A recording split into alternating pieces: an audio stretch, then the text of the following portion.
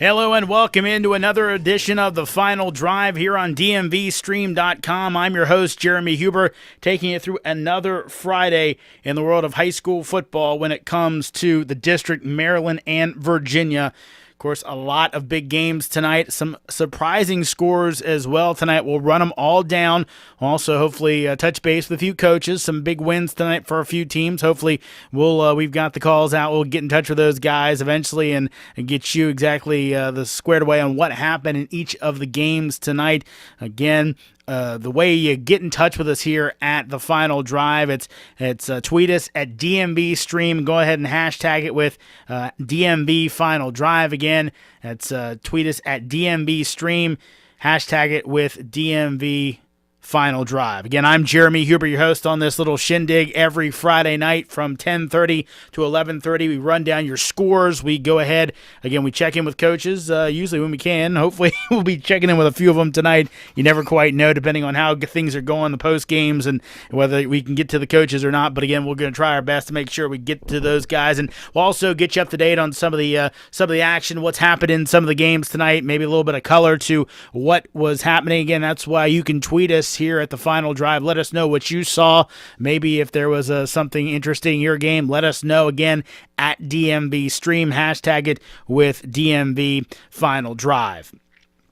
Let's go ahead and start things off by running down the scores, the ones that we have so far. A lot of ones still outstanding. A couple games that have gone really long tonight because of some crazy scoring and some other things like that. So we'll get you up to date as much as we have, and again, as we'll update those throughout the night as a few more scores come in. Start off at the top. Remember, this weekend, Gonzaga, they play tomorrow against Good Counsel, so they were not in action tonight. The highest ranked team in the Washington Post poll, that would have been number 2 Centerville, and they were victorious tonight, knocking off West Springfield 31-0. Number 3 Northwest, a big winner, just like last week against Seneca Valley. They beat Gaithersburg tonight 49-0. One of the more interesting games of the night, one of the few matchups, I think the only matchup actually tonight between ranked teams.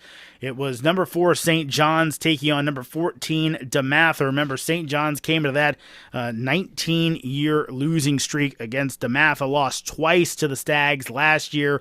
We're really looking to go ahead and knock that off against what was thought to be an inexperienced DeMatha team after losing a lot last year. Well, DeMatha and Elijah Brooks, their head coach, find a way to win in this contest as they go ahead and get the 21-14 win in overtime, and actually was extended by a penalty in OT. A pass interference on DeMatha gave St. John's another chance, but they were not able to convert, and they go ahead and get the DeMatha, that is, gets the 7-point win over St. John's in OT. So after some early struggles, the Stags really starting to come around as they knock off the number 4 team in the area. Just got this next score in a shootout. We saw early in the season Patriot and Forest Park have a big-time shootout.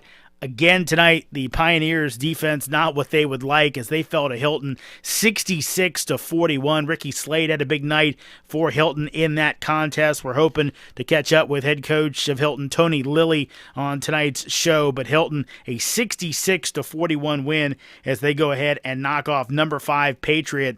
So you would think that the Bulldogs would make their way back into the top 20 after a big win like that. Again, putting up 66 points in this one. It wasn't.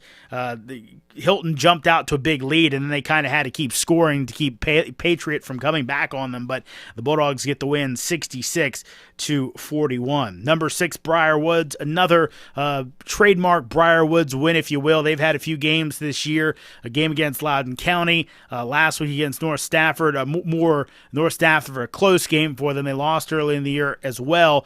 But again, when they played some of the smaller level teams in Loudoun County where Briarwoods is based, seems like it's a tight first half, and eventually the Falcons kind of pull away.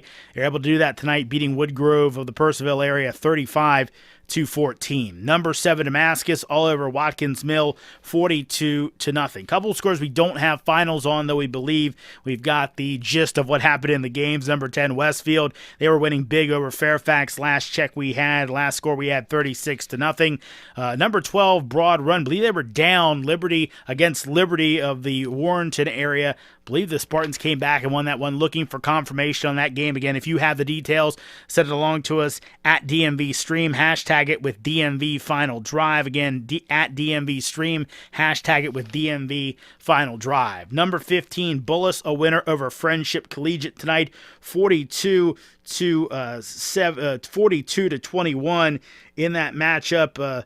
Big day for the quarterback for Bullis with 5 touchdowns in that contest. Number 16, River Hill, a big winner over Centennial tonight, 48-0. It was number 17, Arundel, beating Glen Burnie big time, 54-6. Number 18, HD Woodson, a winner over Wilson, 42-28. That was a rematch of last year's Turkey Bowl. That was won by Woodson. They win again tonight over Wilson, though you think those two teams may be facing off down the line. Wilson's had such a tough schedule early on in this season. Game against Friendship Collegiate, game against Good Counsel. Now the game, of course, in conference, starting things off against Woodson, and they fall by a score of 42-28. No score in yet on number 19, South County and Lee.